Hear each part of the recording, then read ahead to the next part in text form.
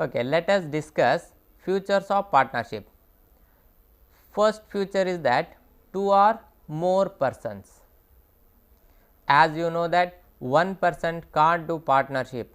If I say partner, that means besides me there is another person. I can't say myself as a partner. If I say he is my partner or this is my partner, means there is a person besides, except me, without me, means both persons including is called as partners, individually called as partner, and combining called as firm.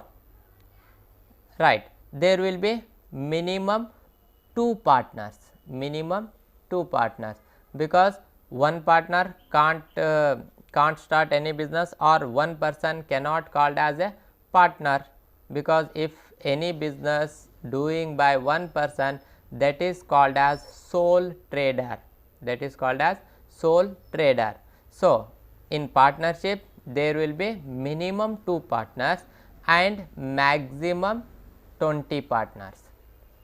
How many? Maximum 20 partners according to 1956 Companies Act 1956. But now Companies Act made some changes.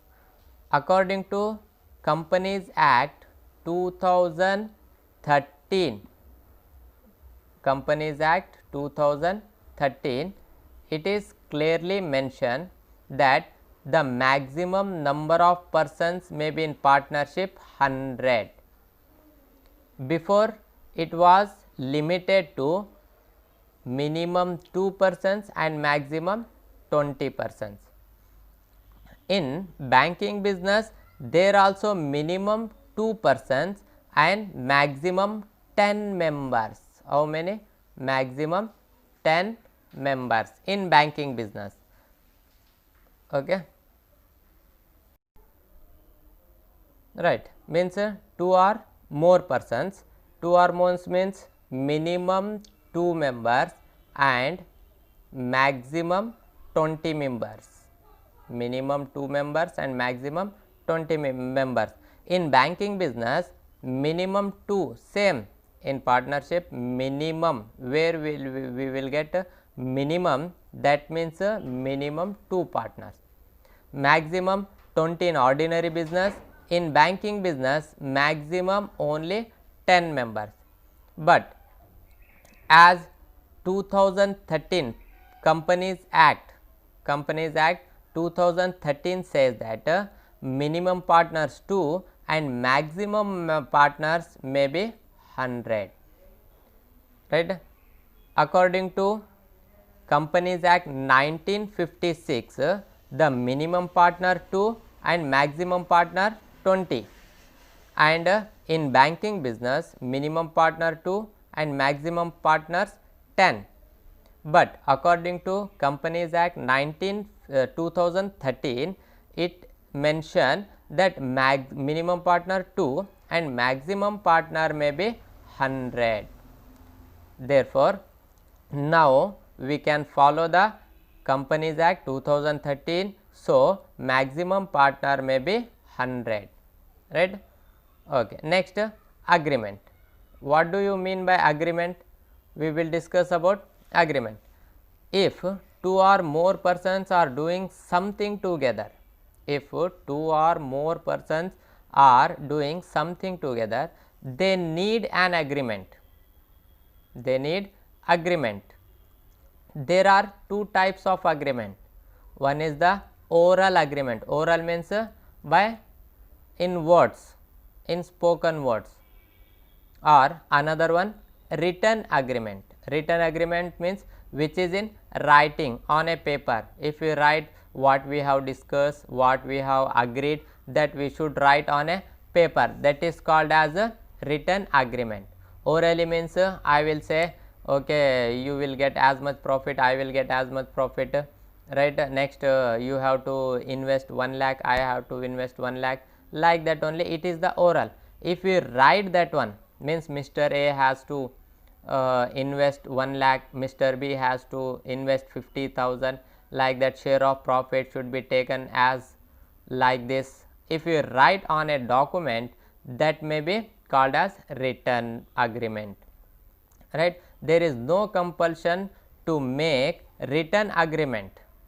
It may be oral agreement or it may be written agreement, one of them. There is no compulsion that the agreement must be in writing. Okay, there is no compulsion. It may be oral or it may be written. Next and third features we will discuss business. The agreement should be to carry on some legal business. If we are doing any business, that should be legal. Illegal business, we can't make any partnership or we can't make any agreement. So, example, co-ownership does not called as partnership. Co-ownership, what do you mean by co-ownership? One property is there and two partners, two owners are there, that is not called as partnership. Example, if A and B purchase a land, then they become joint owners, not partners. If A and B, what they have means they have invested some money and both are purchased a land, that is called as co-ownership. They are not partners. But if they are in business of purchase and sale of properties, purchase and sale of lands, then they can called as partners. If you purchase any property with your name or your friend name or your relation name, then it is called as co-ownership. If you are purchasing for the purpose of resale that land and any property, then it is called as partnership. Means in partnership there should be business, means you are doing, if you are doing resale, if you are doing, if you want to sell that property, then it is called as a partnership. Means in partnership there should be a business. Why will you why you are purchasing and selling the land and properties? Because of getting the profit. So, if there is a profit, then only you can make the partnership.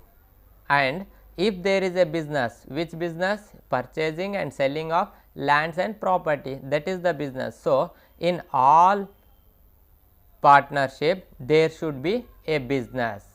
Okay. Next we will discuss about sharing of profit. Sharing of profit, there must be a ratio of sharing of profits and loss, because after the seeing profit our demand increases, then we start to quarrel with partners. See here, if we do orally partnership, what we have said, I will invest, I am able to invest 1 lakh and you invest 1 lakh, means both are invested, and we got we purchased a land, afterwards we sold that land for 3 lakhs, we got 1 lakh profit. Then I will say means I should get 60,000 profit, you will get 40,000 profit, we will quarrel. Why? Because of profit. Otherwise, if we do any agreement, then we have to mention that sharing of profit, because only one partner can't keep the all profit. So, there should be sharing between the partners. We ask more share of profit, therefore, we should decide it before the starting of the business, and we should mention that the sharing of profit, means that is called as a profit sharing ratio. And next and last feature, liability of partners. If any loss or injury is caused to any third party or any penalty is imposed because of wrongful act of a partner, then the all partners are liable. If any one partner made any mistake, any wrongful activity, then all partners are liable. Therefore, the partners liability is unlimited. Sometime what happens means, if we invest 2 lakhs, total capital, total amount, total investment is 2 lakh, then by doing a wrongful act, we get loss of rupees 4 lakhs. We have invested 2 lakhs, we got totally loss of 4 lakhs. Then remaining 2 lakhs, we should pay by selling our personal property, by selling partners personal property. We have to pay all the debts by selling partners personal property. So, it is called as the partners liability is unlimited, right. Next,